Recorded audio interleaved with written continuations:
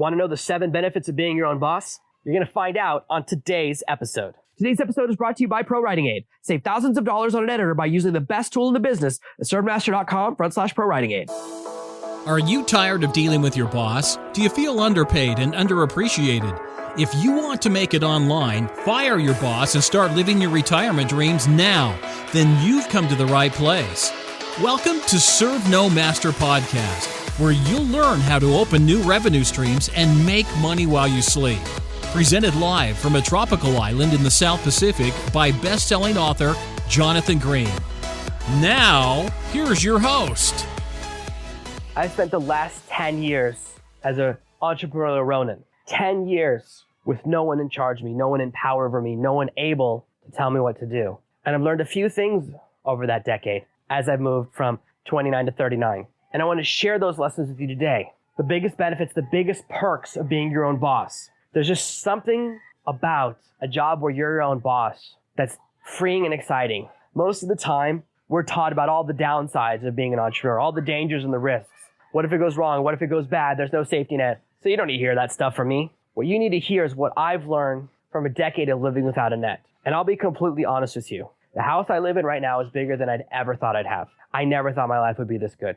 In all my predictions and all of my planning. Sure, I dreamed, I'd love to live in a mansion one day. Like we all think that. I don't live in a mansion, by the way, but I never thought I'd have a house as big as I do. I have so much space for me and my kids, and it's so magical. And we live right near the beach. And it's all come from 10 years of living this way. And so I want to take you through really what's beautiful about this job and any job where you get to be your own boss. It starts with number 1, you get to wake up when you want.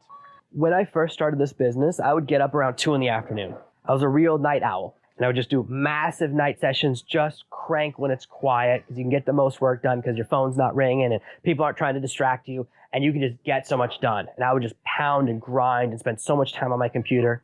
And I would get up whenever I want. And I still have friends who operate like this. One of my friends is 20 years older than me. He still gets up at 2 PM. Now, the beauty of this is that you get up when you want. I get up now at 7:30. Right now, my wake up time is 7:30. My wake up times change based on my circadian rhythms and what's going on with my family. A lot of that has to do with the ages of our kids. Whenever we have a new baby, that changes when I wake up. So right now, because my island does not have internet during the day, I get up at midnight or 12:10. I like to give the internet 10 minutes to turn on, and I work a shift. Could be 1 hour, could be 6 hours, something like that. Depending how long I work, I go back to bed and I get up at 7:30, or sometimes at 7:30 I'm still working. I come upstairs and that's when I do my morning workout. And it's not because anyone else makes me do it. That's my choice. That's a choose. One of the big benefits for me working in the middle of the night is that it's the daytime in America, so I can connect with people that I need to talk to. I can do my phone calls, do my interviews, record any interview videos, upload files. All those things can happen at night. And my family's asleep most of the time, which means they're not distracting me because they're my main distraction when I'm trying to work. So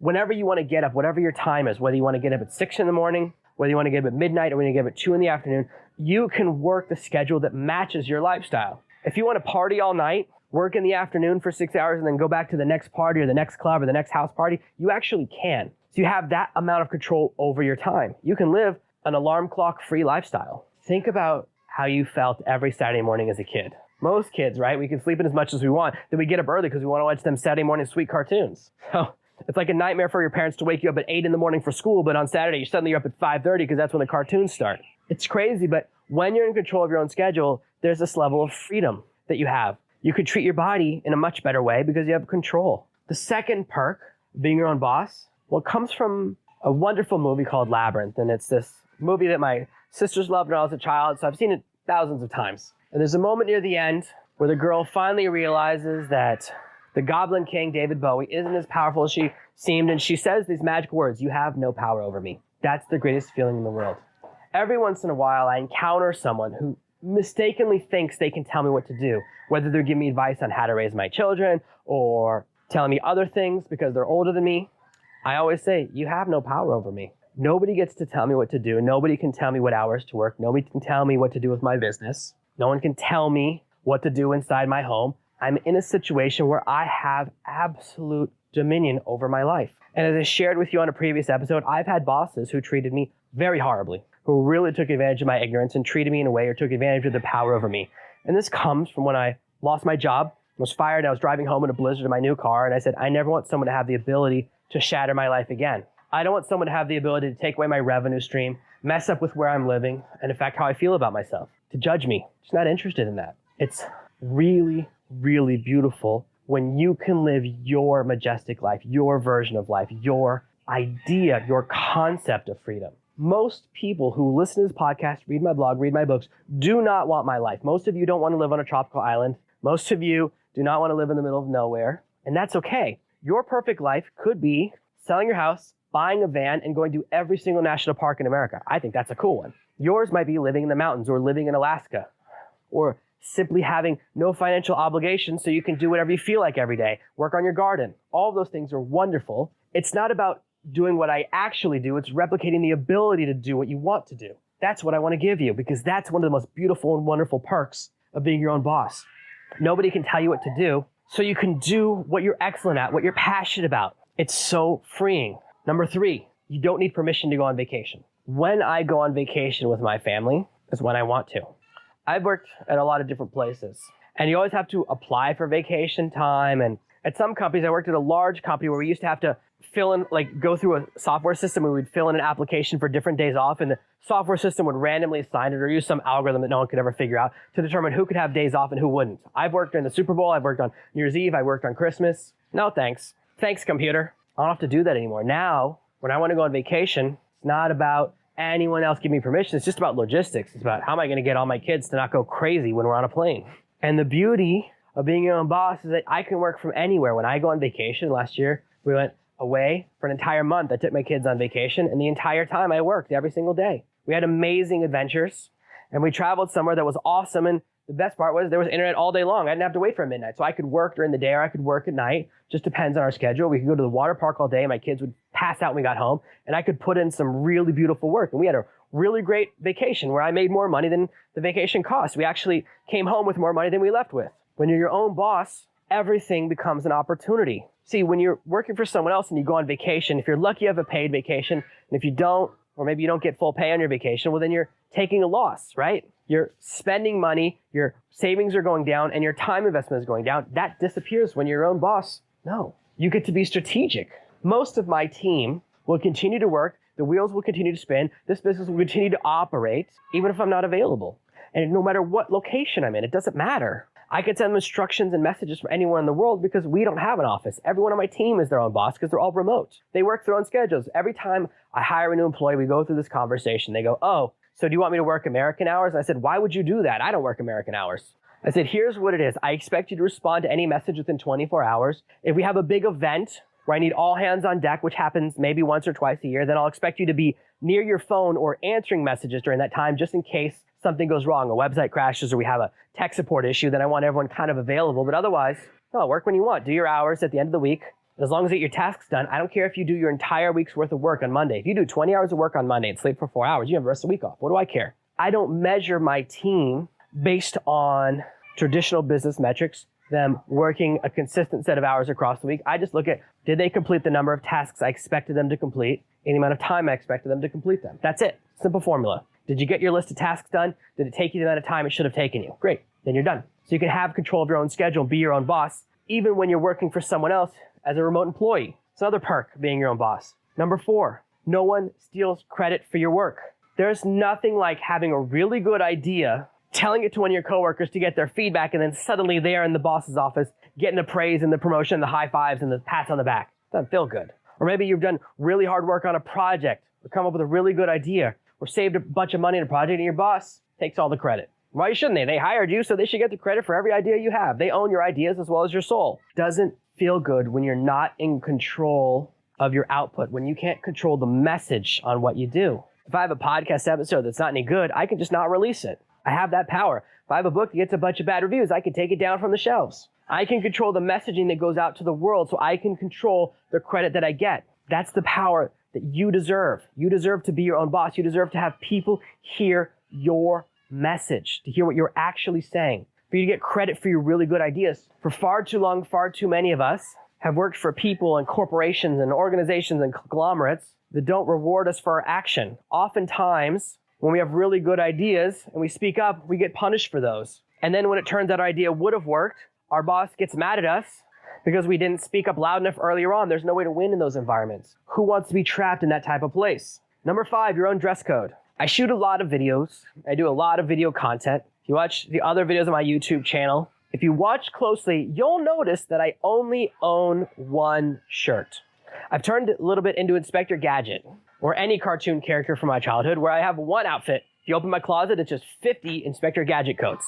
The only difference is that I have my shirt in every different color they offer available. One time, I bought a red one, big mistake. I look like a tomato in it, so I don't like to wear that one when I'm going to be on video, but sometimes I forget. So some of those are out there. I bought one copy of the shirt years ago when I was first dating my wife, 7, 8 years ago. Bought the shirt. I go, oh, this is pretty good. It was on sale for $4, okay? Before you start thinking I'm super fancy, I said, oh, that's a great price. The shirt's comfortable, and that's it. I don't have to wear a tie. I don't own a tie anymore. All my ties, all of my jackets have been destroyed by the weather here. They've been in storage in our attic for 7 years. Guess what happens when you're on the equator? Stuff that's made for cold weather basically explodes. Well, it fuses. My leather jacket is now a leather cube, which means it was probably not real leather. I don't think a leather jacket melts into plastic, but all of those clothes I don't have to wear. I don't have to wear uncomfortable clothes. I don't have to wear a belt. So you get to wear what you want. Now, I have people, contemporaries who work in my environment, who are people that I do projects with, and they wear a suit to work every day because to them it's like putting on a suit of armor. It puts them in their work mindset, and they activate that part of their minds, and there's nothing wrong with that. But they get to choose. It's not what they wear, it's the choice. The ability to wear what you want to work every single day. I've always been baffled by suits. Why do we have to wear a suit to work? Now, I understand uniforms, I understand the idea of people dressing in a similar way. I also don't know why I got to strap something around my neck, choke myself in order to do my job. Wear a power tie. It is what it is, but when you're your own boss, you can make those decisions. If you watch all those people that have their own companies and tech startups in Silicon Valley, they all dress like trash. You could be a billionaire and you wear sandals to work every day if you want. When you're the boss, you get to make the decisions. You can wear sandals and a hoodie to work and make everyone else wear a suit if you want. It's powerful. Number 6, bye-bye commute.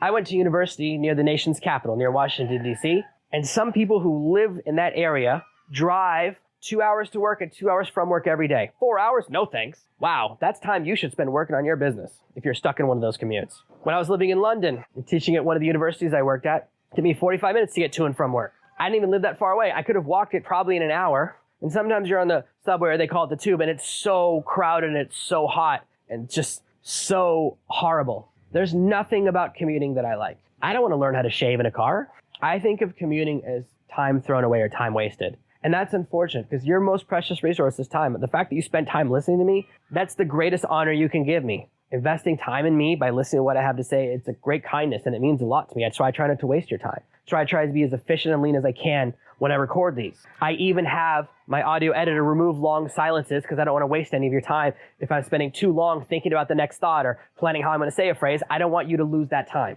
because your time is valuable. If you're spending time in the car, oh gosh, we've all done that. We've all had commutes, different projects I've worked on. And you look and you go, wow, I spent hours every day on the train or in my car. All that's lost time. Imagine just getting all that back. Let's just assume you only do an hour commute. It's 30 minutes to work, 30 minutes back. That's pretty average around the world. You go to work 5 days a week. That's 5 hours of life. Imagine getting back 5 hours every single week. It's 250 hours a year. Wow, that's a lot of time. That's a vacation in and of itself. That's a pretty good one. The amount of time we spend on meaningless tasks, repetitive tasks, rewardless tasks, all of that goes away. No more time wasted. Every single minute of the day you can spend doing what you want to do. And you never have to be stuck in traffic again. I don't own a car. I haven't owned a car in a long time. I'm not sure I still know how to drive. I haven't driven in almost a decade because I don't want to. When I was young, all I wanted to do was learn how to drive. Done enough in my life. It doesn't bring me pleasure. It doesn't bring me joy. I'm not passionate about cars. I know some people are. That's okay. Everyone's different. Where I live, I can walk everywhere I want to go anyways. That's the life I always wanted, and that's the life I've created for myself. And number 7, most importantly, you get to choose who you work with. I have a feeling there's someone at your office that you don't like.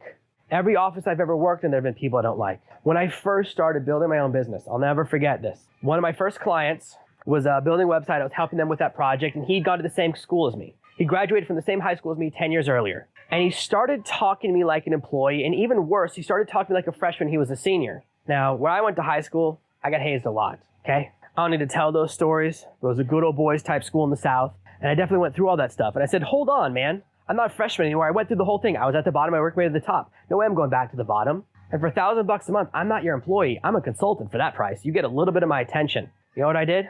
Fired him. Feels so good. You can fire the people you don't want to work with even when they're paying you. Not right away, but you absolutely positively can. And that's really, really, really wonderful. I've worked with people that were mean, that made me uncomfortable, that said things that I thought were really dumb, The last place I worked, the university, I received the job because the person they'd offered to turned it down. And every day she would come to my office and complain. She goes, why did you get a new chair? I never got a new chair. Why did you get a new laptop? Well, guess what? When I came there was no chair. There was no laptop in the office. They didn't replace old equipment. They just gave me one. $800 laptop, by the way. It wasn't like they set me up with something that was really fancy. They didn't even buy it. They just had one, right? It was a massive school, so they just took one from the supply department. It was an $800 laptop, the cheapest laptop Macintosh makes. I didn't even choose Mac. It was just what they gave me. And she would come by all the time and complain about stuff. And I said, if you want it, why did you turn the job down? And I had to listen to all this stuff all the time. It was so annoying. I'm just trying to do my job. It's not as though I stole the job from her. She turned it down. And so then they went out looking for someone and I took the job. And I had to put up with that. I've had bullies at work before. People who thought they could be physical with me in the office space. I don't think so. I'm not putting up with that. I'm not 14 years old. So all those things that you don't like, whether it's someone who's annoying or someone who's flirting with you too much or someone who makes little comments that don't make you feel comfortable or someone you just don't like the cut of their jib, you don't have to work with them. I choose not to work with people all the time. I chose not to work with someone a couple weeks ago because I didn't like the tone of one of their emails to me. I said, you know what? Good luck with your life. You don't get to talk to me like that. It's not how it works. I don't care. I have enough money, enough resources, enough things in place, enough control of my destiny because I'm my own boss that I don't have to work with people who annoy me even via email. When people don't treat me right, when people don't pay on time, when people don't act the way I like them to act, or they don't talk to my family the way I want them to talk to my family, I don't do business with them. I just don't care. I don't have to. That's the beauty of being your own boss. The most freeing part is that you never have to spend time with someone you don't like ever again. You're in complete and total control of your social circle. You don't have to grit and bear it. You don't have to sit next to the person that stole credit on one of your projects. You don't have to sit across the aisle from your ex. All these things that happen in offices, right, that make us uncomfortable. You don't have to listen to people complaining about your promotion or bragging about their promotion all the time anymore. All that fades away and disappears. And these are just 7 of the benefits of being your own boss. And there are so many perks beyond this. When you get to work from home, wake up when you want, have power over your life, go on vacation when you want, get credit for your work, wear what you want, stop wasting time commuting, and work with people that you like. That's an awesome lifestyle, and that's the lifestyle I want from you. If you want to spend the rest of your life working with people you like and having control of your destiny, why don't you throw me a thumbs up below this video so I know that you're excited, because I'm excited to spend time with you. Thank you for listening to this week's episode of Serve No Master. Make sure you subscribe so you never miss another episode. And we'll be back next Tuesday with more tips and tactics on how to escape that rat race. Head over to servenomaster.com/podcasts now for your chance to win a free copy of Jonathan's bestseller, Serve No Master. All you have to do is leave a 5-star review of this podcast. See you Tuesday. Are you ready to make your first dollar online? Grab my free guide, How to Make $1,000 this month at servenomaster.com/1K.